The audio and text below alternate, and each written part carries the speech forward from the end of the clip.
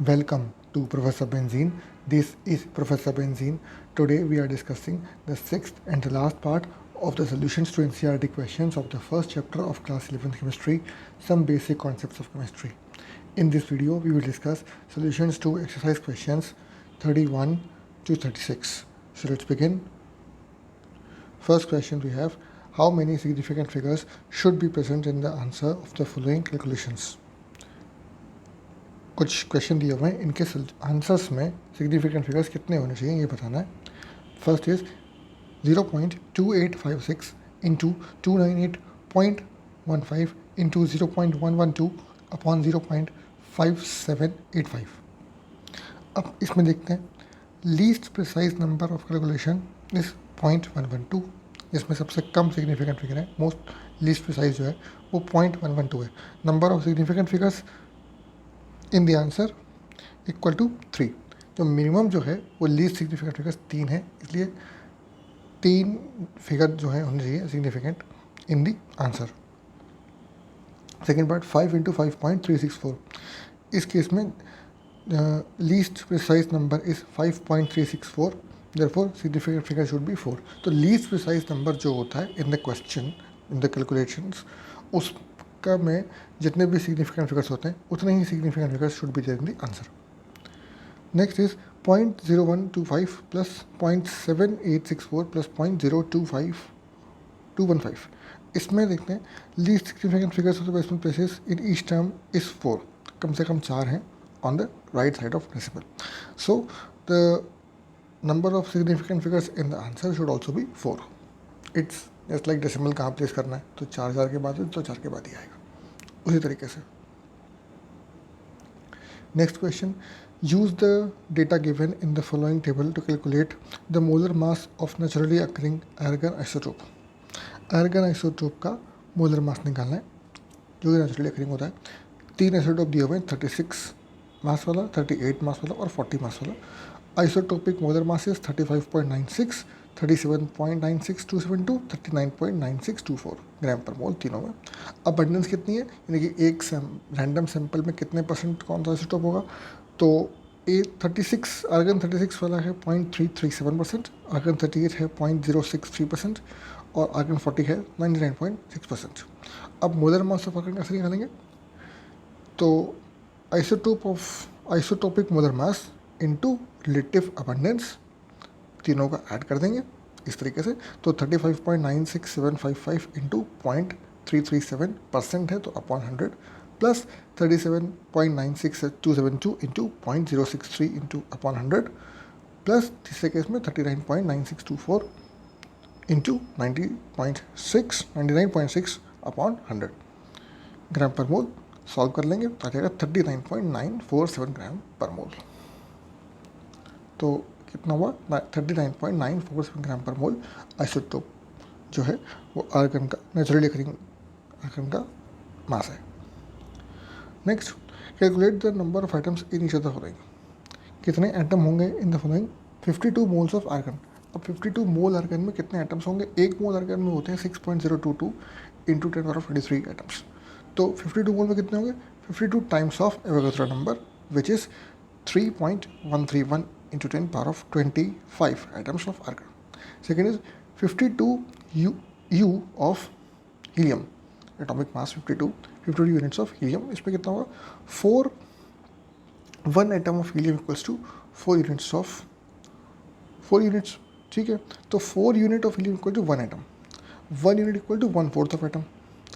1 U equals to 1/4 of the atom. So 52 U equals to 13 atoms of helium.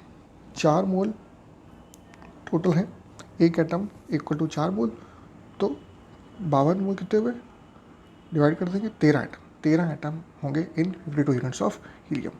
Next is 52 grams of helium. उसमें क्या होगा, 4 grams helium equals to Avogadro number of helium atoms. तो 52 gram equal to Avogadro number upon 4 into 52 equals to 7.8286 into 10⁻24 atoms of helium. Next question, a welding field flue gas contains carbon and hydrogen only. Burning a small sample of it in oxygen gives 3.38 grams of carbon dioxide. 0.690 gram water and no other products. A volume of 10 liter measured at STP of this welding gas is found to weigh 11.6 grams. Calculate the empirical formula.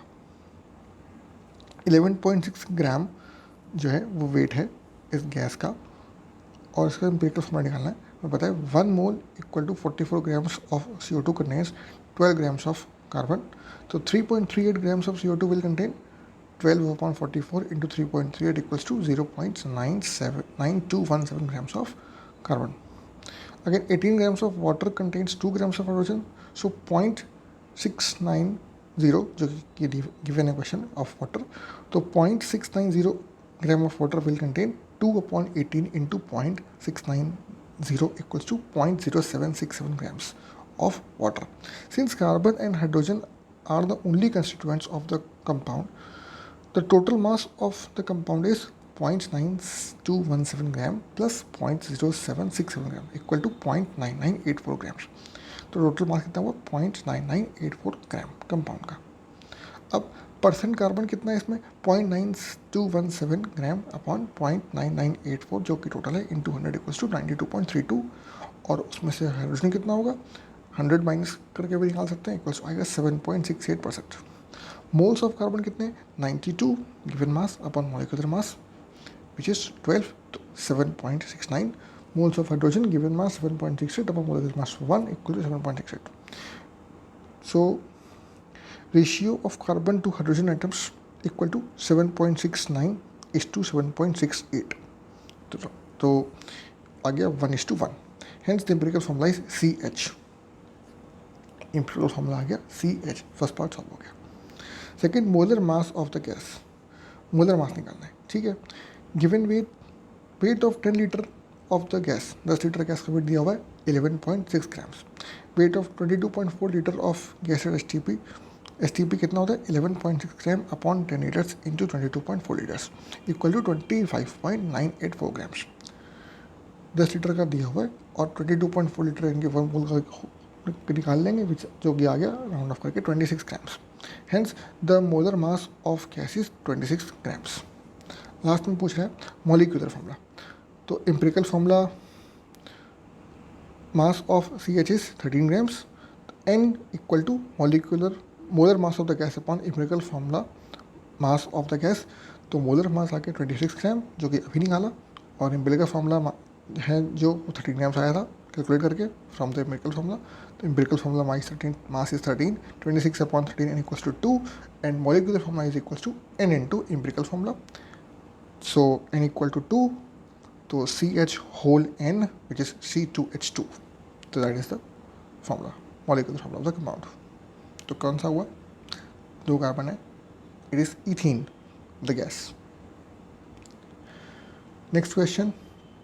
Calcium carbonate reacts with aqueous HCl to give CaCl2 and CO2. According to the reaction, CaCO3 solid plus 2HCl aqueous will form CaCl2 aqueous plus CO2 gaseous plus H2O liquid. What mass of CaCO3 is required to react completely with 25 ml of 0.75 molar HCl? So 25 ml of 0.7 molar HCl से react करने के लिए completely react करने के लिए कितना CaCO3 यानी कि कैल्शियम कार्बोनेट रिक्वायर्ड होगा. 0.75 मोलर ऑफ HCl का मतलब है 0.75 mole of HCl are present in 1 litre of water. ठीक है. तो 0.75 mole into 36.5 which is the molecular mass of HCl present in 1 liter of water with the quantity is 27.375 grams of HCl present in 1 liter of water. Thus 1000 ml of solution contains 27.375 grams of HCl. Amount of HCl present in 25 ml solution कितना होगा 1 litre के solution में 27.375 है तो 25 ml के solution में कितना होगा 27.375 upon 1000 into 25 ml which is 0.6844 grams. ये 25 ml के सोल्यूशन में HCl की क्वांटिटी 0.6844 ग्राम्स होगी. इक्वेशन गिवन है CaCO3 plus 2HCl will form CaCl2 plus CO2 plus H2O. अब 2 मोल HCl which is 71 grams react with 1 mole CaCO3 which is 100 grams molecular formula इसका 100 grams होता है CO3 का। तो क्योंकि 2 HCl और 1 CaCO3 है, तो 2 moles of HCl which is 71 grams react 35.5 react, it is 71 grams, react with 1 mole of CaCO3 which is 100 grams. So amount of CaCO3 that will react with 0.6844 grams कितना होगा?